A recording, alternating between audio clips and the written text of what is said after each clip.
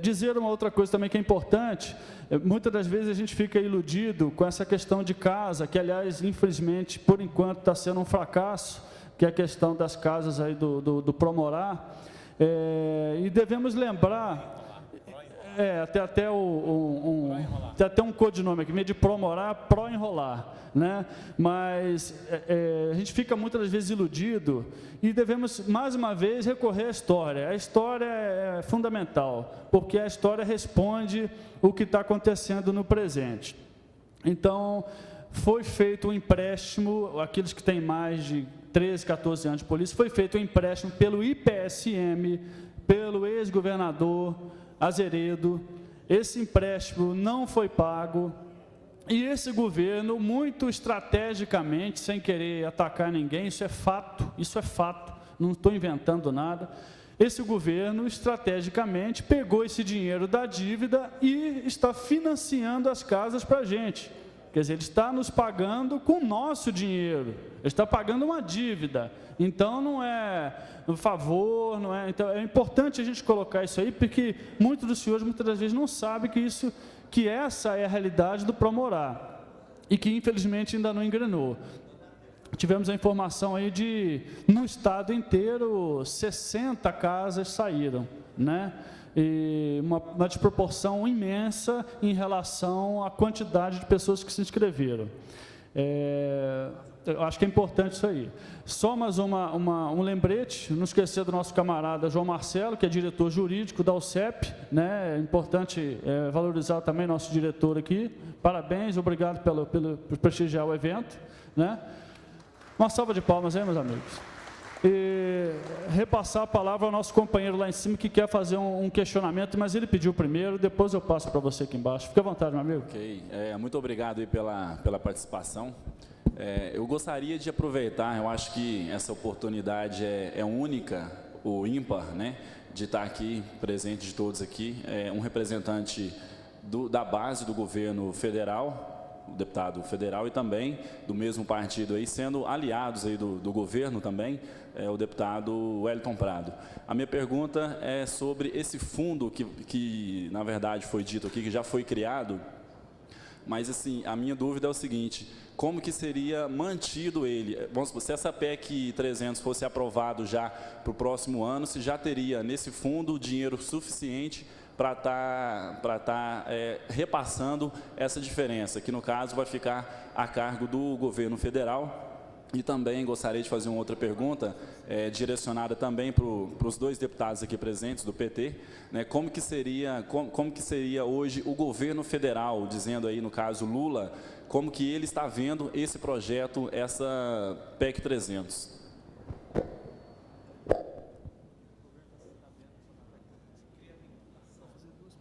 Olha, é fundamental a pergunta. A PEC, na verdade, vem criar a vinculação com o fundo.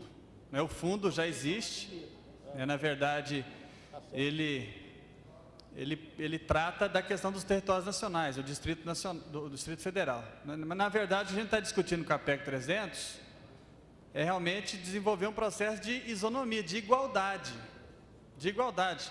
porque o policial militar, como já disse aqui, ele desempenha as mesmas disposições previstas na Constituição Federal em qualquer parte do Brasil, não só no Distrito Federal.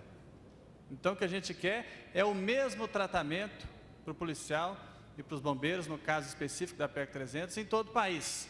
Agora, tem dinheiro? Dinheiro tem. Tudo é uma questão de inversão de prioridade. Por isso que a gente precisa realmente mobilizar, né? O governo, por exemplo, há pouco tempo atrás, teria 30 bilhões para poder se preparar para receber as Olimpíadas. Talvez ele diria que não. Teria dinheiro para preparar o país para receber a Copa do Mundo? E o dinheiro vai aparecer. Nós temos um superávit primário enorme. E tem outra questão muito importante, que é a questão do pré-sal. Tem várias emendas que já foram colocadas no sentido de que nós consigamos garantir recursos para algumas áreas estratégicas, seja educação, seja saúde, e muitas emendas, que a gente vai defender também na discussão do pré-sal, em todas as comissões que estão discutindo, são 4 projetos temáticos, e nós colocamos, inclusive, eu coloquei algumas emendas que a gente vai defender, no sentido de que sejam reservados recursos para a área de segurança pública. Então, a gente está num bojo de uma conjuntura, né, em que um país está se reafirmando economicamente. O Brasil foi, aí, eu acho que dos países do mundo menos afetado pela crise, já tem vários indicadores de crescimento, de recuperação. Foi um dos últimos a entrar e o primeiro a sair. Realmente vai dando a volta por cima de maneira extraordinária. Nós estamos caminhando aí até 2016 para ser a 5ª maior economia mundial, né? Estamos conseguindo reduzir significativamente as desigualdades sociais no país. Milhões e milhões de brasileiros deixaram realmente a linha de pobreza. Então, toda essa conjuntura econômica e social, né, a gente está vivendo um momento importante que é favorável, sim, uma discussão mais ampla e mais profunda da política pública de segurança, né? E nesse processo todo a gente vai ter que fazer o convencimento do governo de que a gente possa incluir no orçamento da União, né, criando realmente a PEC, vinculando esse fundo. E aí ele deixa de ser um fundo especial para poder bancar só os territórios nacionais, mas não, ele vai poder contribuir com todos os estados. A gente sabe que a segurança pública, ela é dever, além da União, dos estados, dos municípios, é a responsabilidade de todos nós. Agora, a ideia é que o governo federal, através do fundo, possa complementar aqueles estados que não têm condição de pagar o mesmo que acontece com o Fundeb. Já existe um compromisso do governo de fazer o complemento aos estados para que ele possa cumprir todas as disposições que estão no fundo da educação básica, garantindo realmente uma uniformidade, um tratamento mais igualitário nas políticas de educação. É o mesmo que a gente quer com relação à segurança pública. Eu vou passar para o Cabo Júlio, o Wellington Prado e o Cabo Júlio para complementar. Vou falar só 2 palavras, né? Tem que ter pressão em cima do governo federal também. Independente de ser do PT ou não, tem que pressionar sim. O governo tem que sentir a mão pesada.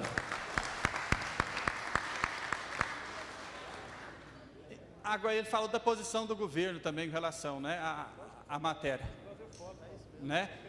Nós temos aí a posição já de parlamentares importantíssimos do PT, membros do governo, já se manifestando favoravelmente, né? Não tivemos ainda, digamos assim, uma reunião da bancada para tratar do tema, porque a PEC ainda está na comissão especial, a gente está fazendo o processo de participação popular nos estados para a gente elaborar o relatório.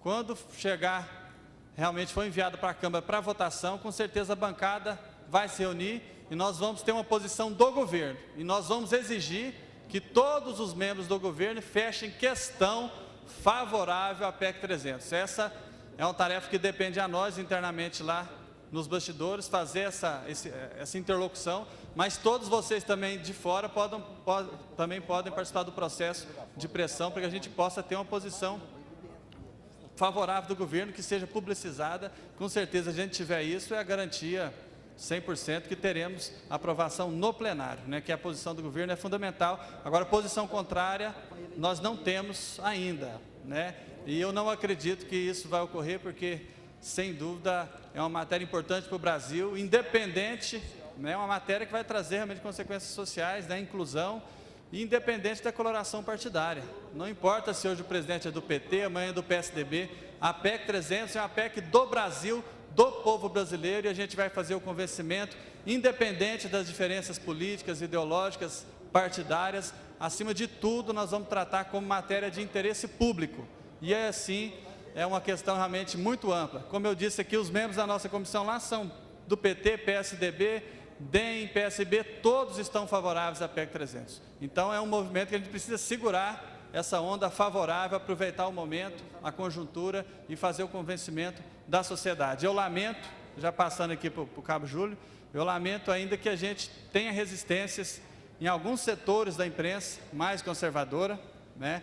Eu lamento profundamente órgãos importantíssimos da nossa imprensa aqui de Uberlândia deveriam estar aqui cobrindo essa audiência pública, que é de interesse não só para a cidade, mas de interesse nacional, interesse do povo brasileiro, né? A gente sabe que isso nos entristece muito ver realmente parte da imprensa capturada pelo governo do Estado. Isso realmente nos aborrece e nós não permitiremos que isso ocorra num possível governo nosso, seja PT, PMDB, aqui no Estado. A gente vai realmente defender uma imprensa que seja livre, que garanta a liberdade de expressão, que garanta a livre opinião dos cidadãos e que possa realmente mostrar a realidade para as pessoas, que possa fazer a democracia avançar, né? Afinal de contas, a política implica relações de poder, ela não está só confinada aqui no parlamento, no palácio de governo, ela está na rua, no dia a dia, em casa, na igreja, na escola, em qualquer lugar. E são nesses lugares que a gente tem que pautar essa discussão para ganhar a sociedade, para ganhar a opinião pública e para poder construir as condições favoráveis à aprovação da PEC 300.